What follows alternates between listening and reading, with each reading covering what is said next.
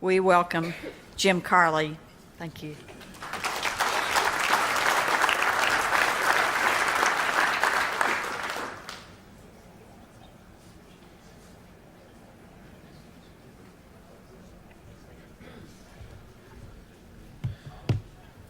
Good morning, everyone. I brought the stopwatch. My daughter suggested that would help me stay on track since I never look at my watch. I have about a half an hour. I'm going to try to whip through this slide deck very, very quickly, and I want to give you a few things that you can take away, hopefully that you find useful and helpful, and I want to try to leave a few minutes for some questions, and yet not bite into the time of my friend John, who follows right behind me. So we'll see if we can accomplish all that. Let me start out by saying a couple of things. First, I'll tell you a little bit about my role at the Bureau, which will color some of what I can and cannot talk to. There are 4 regions across the CFPB. Each one is comprised mainly of examiners. I have that area called the Southeast, which you can see is misnamed. It includes South Central and Mid-Atlantic, 14 states plus the District of Columbia. To give you a feel for that region since you're part of it, in that region there are about currently 32 depository institutions that the CFPB supervises. Now, as you know, there's 7,000 or 8,000 depository institutions, including banks, thrifts, credit unions across the country. The CFPB only supervises about 150. And I recognize that in the state of Arkansas, we currently supervise 2 financial institutions and depository institutions, and we have 1 or 2 more that are getting close to that $10 billion asset threshold that subjects them to our examination.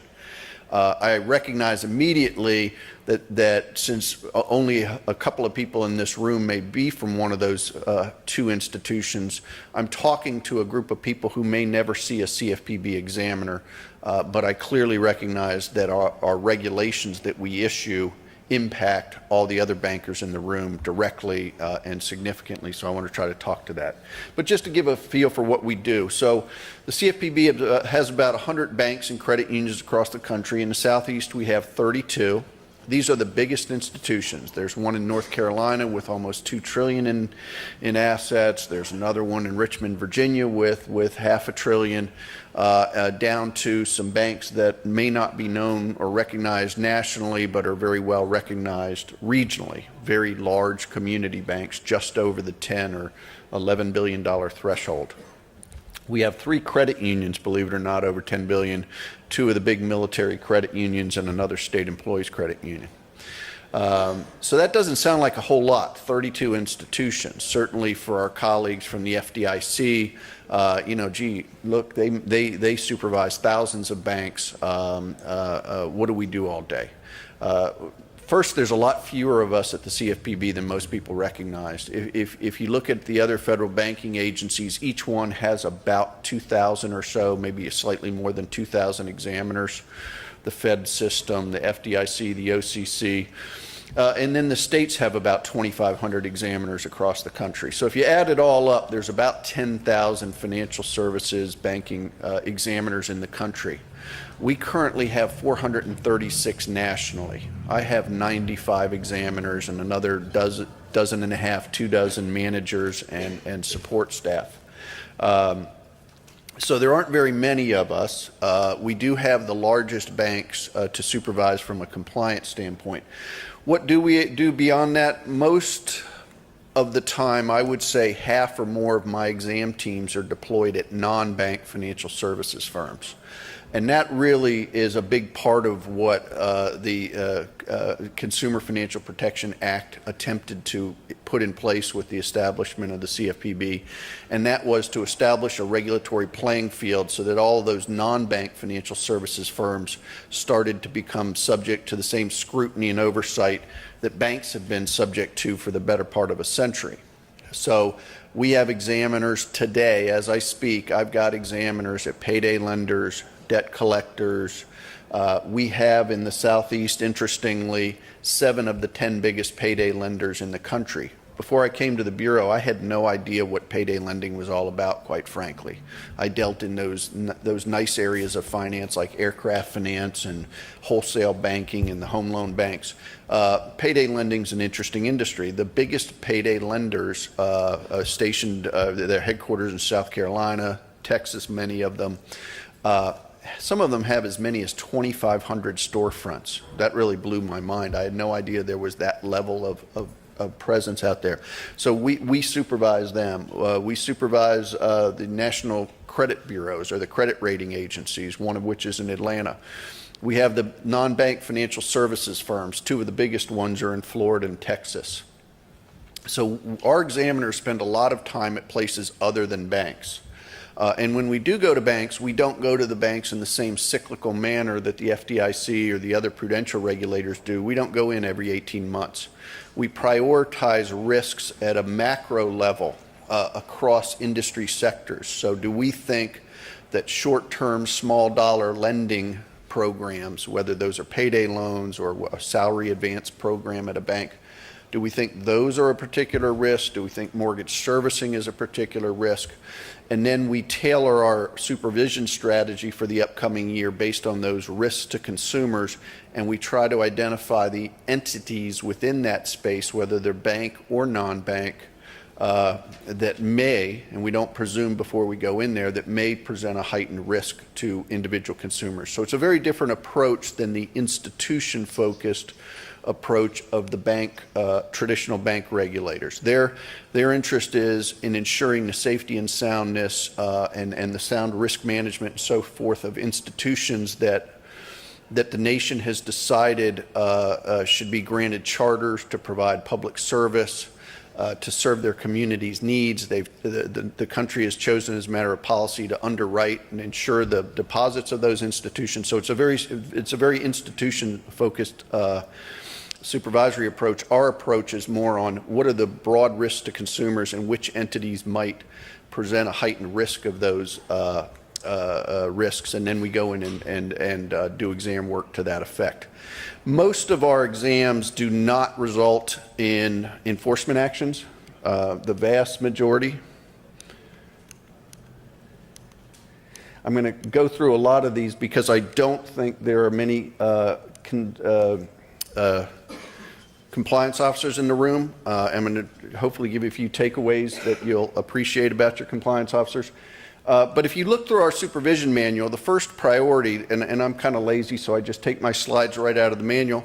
The first priority of an exam is to evaluate the compliance management system of the entity, whether it's a bank or a non-bank. We're not there to find violations. We're there to assess the adequacy of the compliance management system. Now, in the course of our exam work, if we identify a heightened risk of violations, then we'll look into those areas, and if we find violations, then we'll consider what's the best way to deal with them.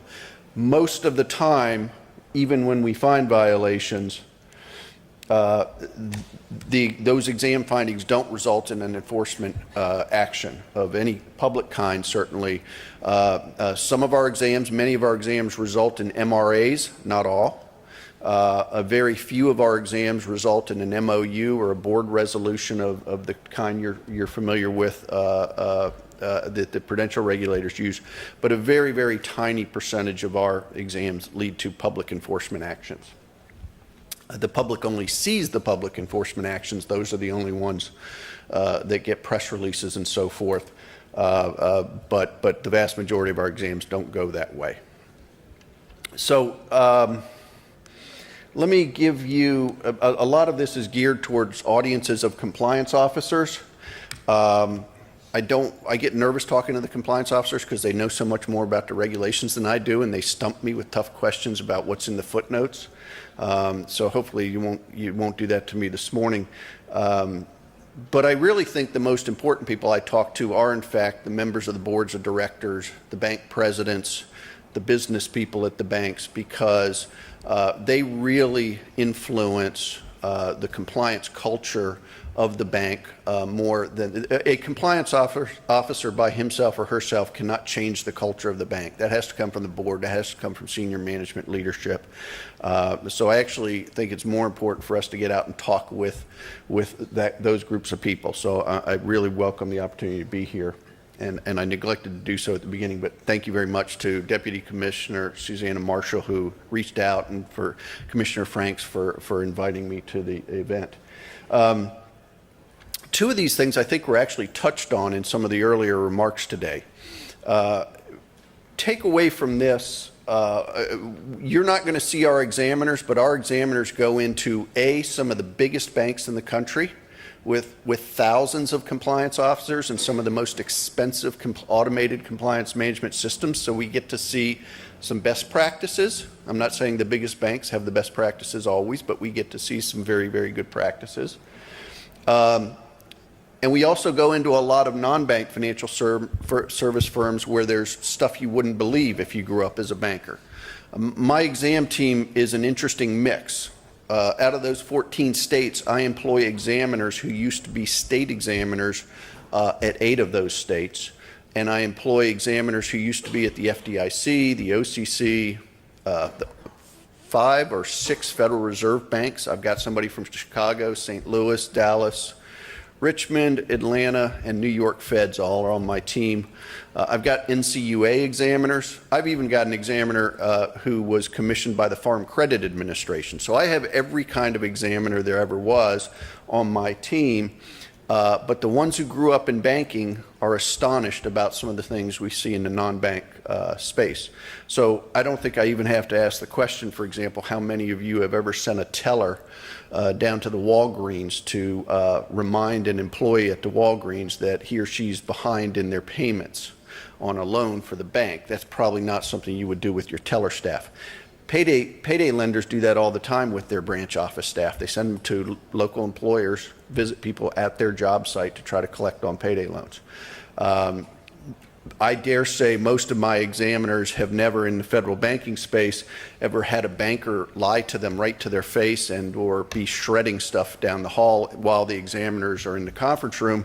We've seen that in the non-bank space. In fact, that was even in one of our public enforcement actions. We actually added an extra $5 onto this, $5 million onto the CMPs because $5 million because they shredded and coached their staff to lie to us before we got there.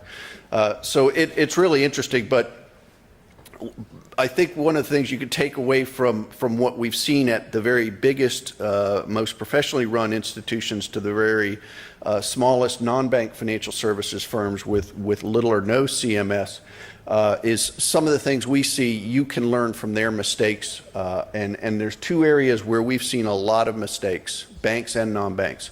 One is not taking customer complaints seriously. And what do I mean by that? Banking's a relationship business. Every community banker I've ever met really values their franchise. They really value their reputation in the community. They really value their role in the community as hard as they can to make a customer happy and keep that customer. I think the problem is that we've encountered is it stops there. They do everything in their power with the loan officer or the teller or the branch manager or anyone else in the bank to make the customer happy. And then once they've made the customer as happy as they can, it stops there.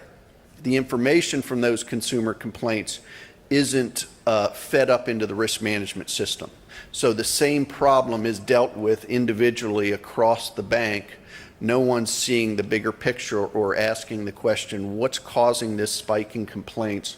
What's the root cause of this? What business process do we have that's gotten off the rails or out of tolerance?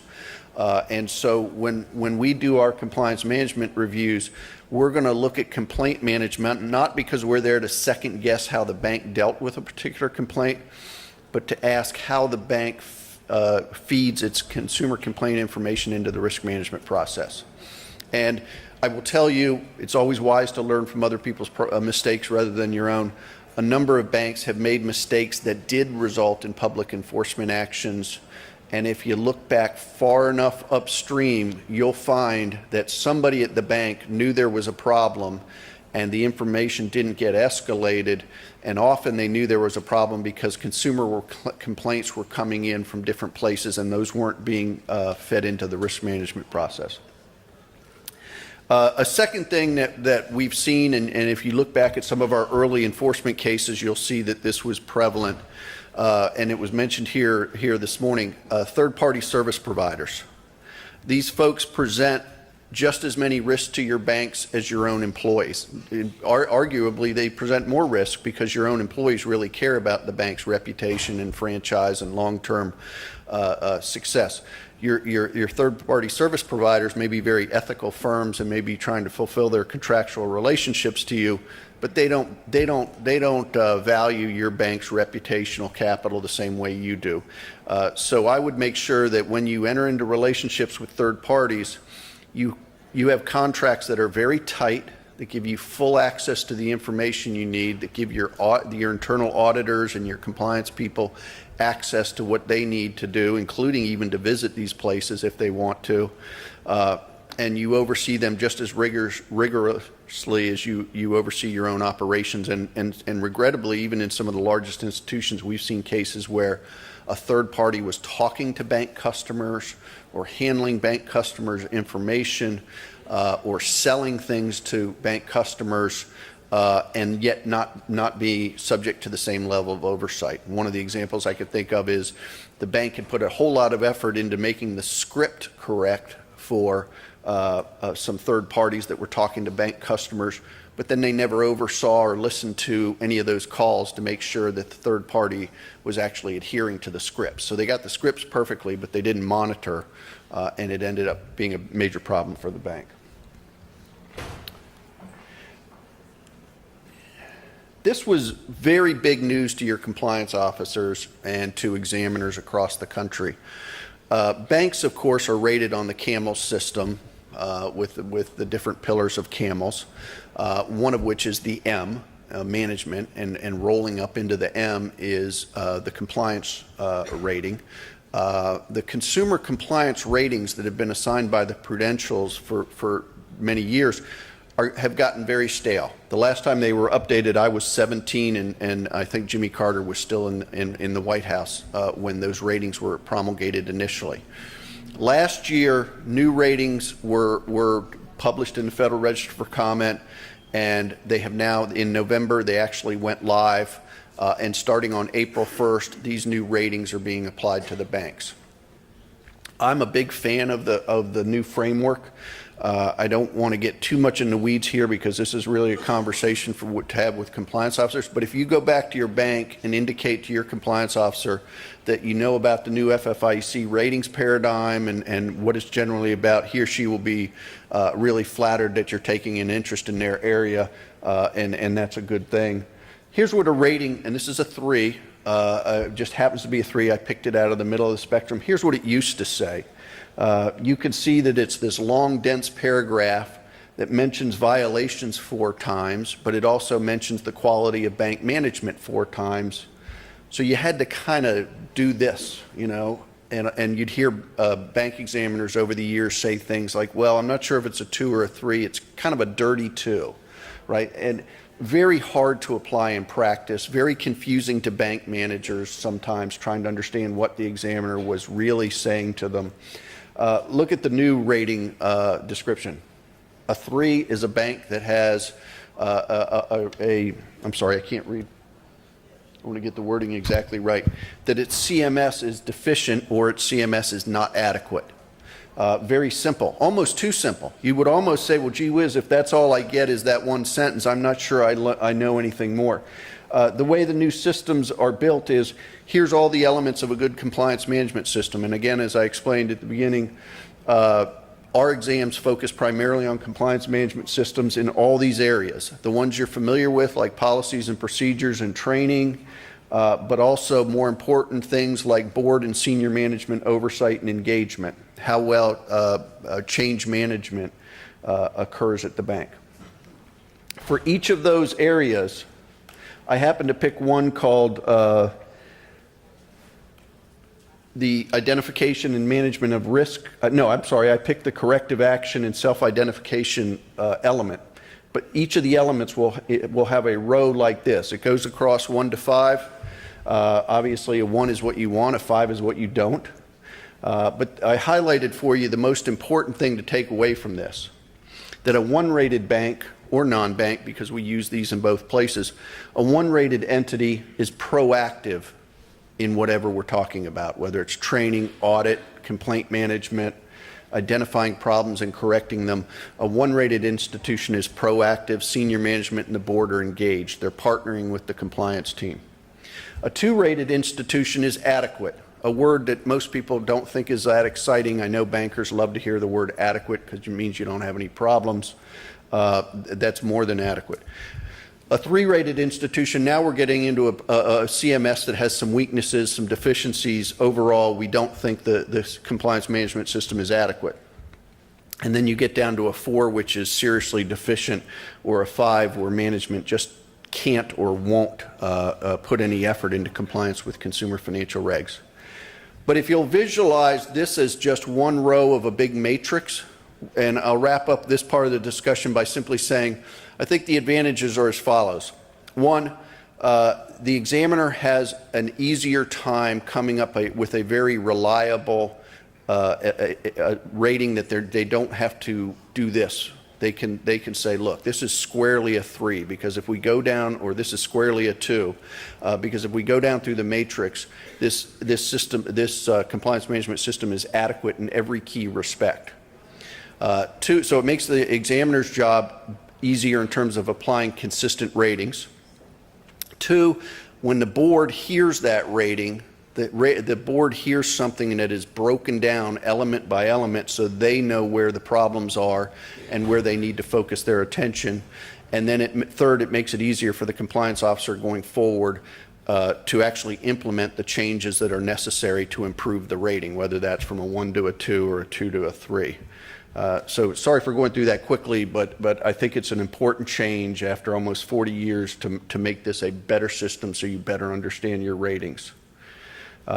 Violations are considered in this new system, but really consistently with what I told you about the CFPB supervision manual at the beginning, that our first priority is to to assess the quality of compliance management. We look at 4 things in trying to evaluate what the violations of law or regulation that we find tell us.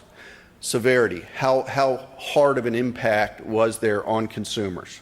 How long did it persist before it was detected and corrected? How widespread, how many of the bank's consumers were impacted? And then most importantly, how did the problem occur?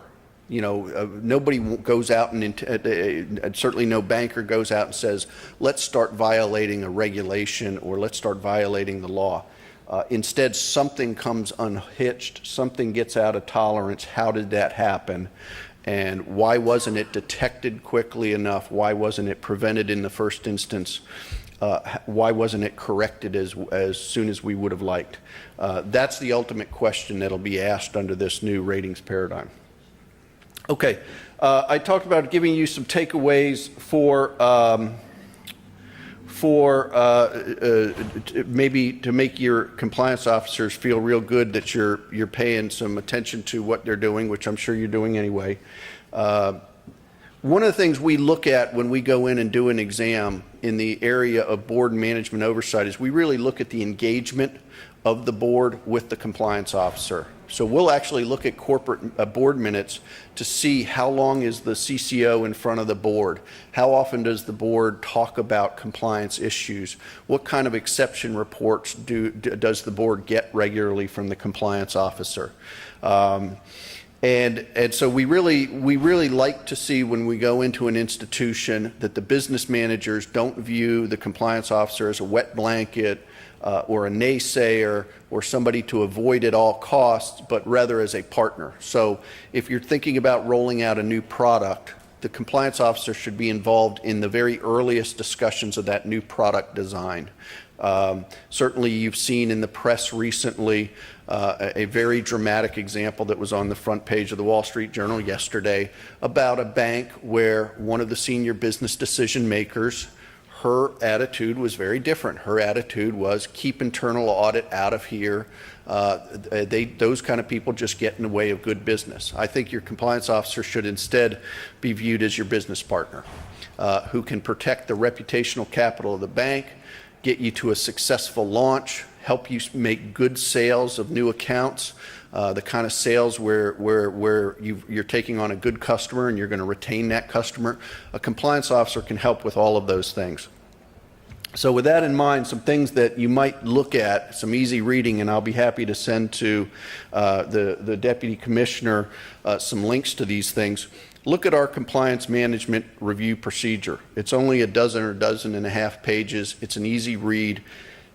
It's a roadmap to what we look at when we come in and do an exam. Most of you won't ever have a CFPB exam, but if you want to know what we look at, there it is. It's right there. Again, I've talked about the FFIEC consumer compliance ratings. Again, a short read, very insightful. But most importantly, and I mentioned this earlier, it's always wise to learn from someone else's mistakes rather than make those mistakes yourself. The CFPB was determined from the outset to adhere to the same confidentiality rules that the traditional bank regulators have always adhered to. And that is what's discussed between an examiner and a bank never gets released publicly. It can't be discovered in litigation. It's protected in every way. And yet we had a new mission, if you will, and that was to get the word out to the industry in particular. What are the sources of risks? What are the types of mistakes that people are making? What are the new products that are presenting a heightened risk of harm to consumers? So how do we keep bank exam information totally confidential and yet inform the rest of the industry about things they should be aware of? The solution we came up with are called supervisory highlights. The FDIC has always had a tradition of delivering very effective, helpful information to banks and bank boards. We came up with supervisory highlights. We publish this 2 or 3 times a year. In public enforcement actions, which are already known, those may be mentioned. But the rest of the document is basically examination findings across multiple institutions across the whole country, and we've made them anonymous. So you can't reverse engineer and figure out which mortgage servicer we're talking about or which bank or which credit bureau we're talking about, but you can see the types of problems that we found. And we think it's a very wise thing to do, and not just the compliance officer, but the board and the senior managers to read supervisory highlights. I said it's 20 pages or less 2 or 3 times a year. You will be better informed as to where other people are making mistakes and hopefully walk away asking yourself, do we have that problem in our bank? And if the answer is, I'm not sure, then go find out. But that's the whole purpose of supervisory highlights, is to give you the benefit of our examination work without ever destroying the confidentiality with which we hold bank exam information. That's a quick run through the deck, and I apologize for rushing. I did want to leave a few minutes for questions if I can take those from the audience. And please feel free to ask me anything. What does it mean when you refer to an earlier slide to change management? Is that like due diligence on vendors, or what all does that entail? Good point. So there's a good discussion of that. It's a concise discussion in the Federal Register release. One area that's significant there is systems change.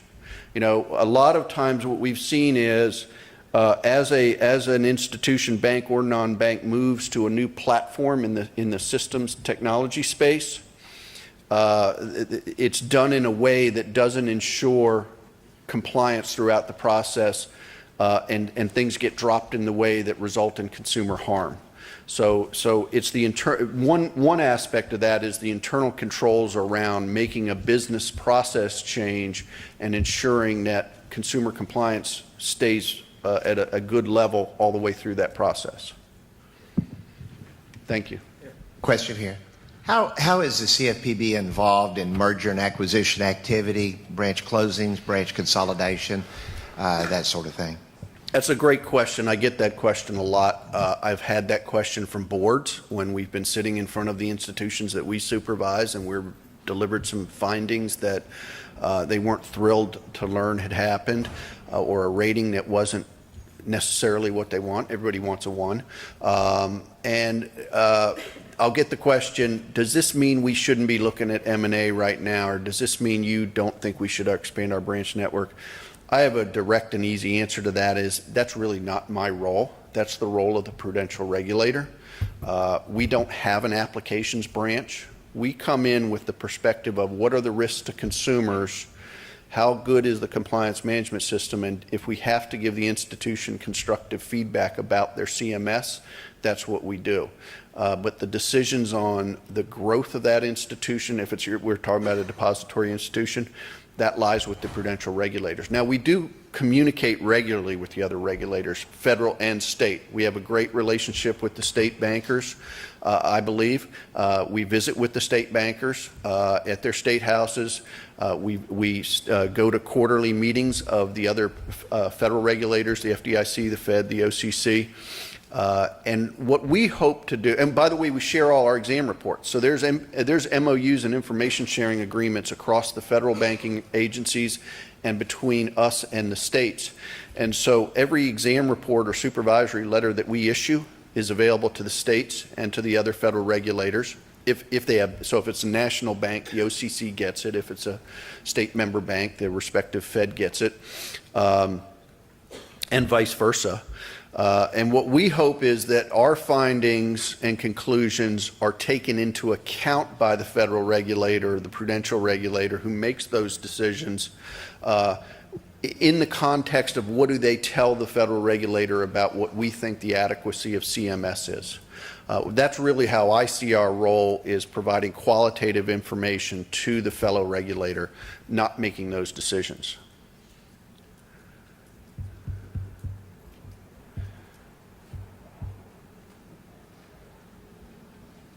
That's all? Okay, going once?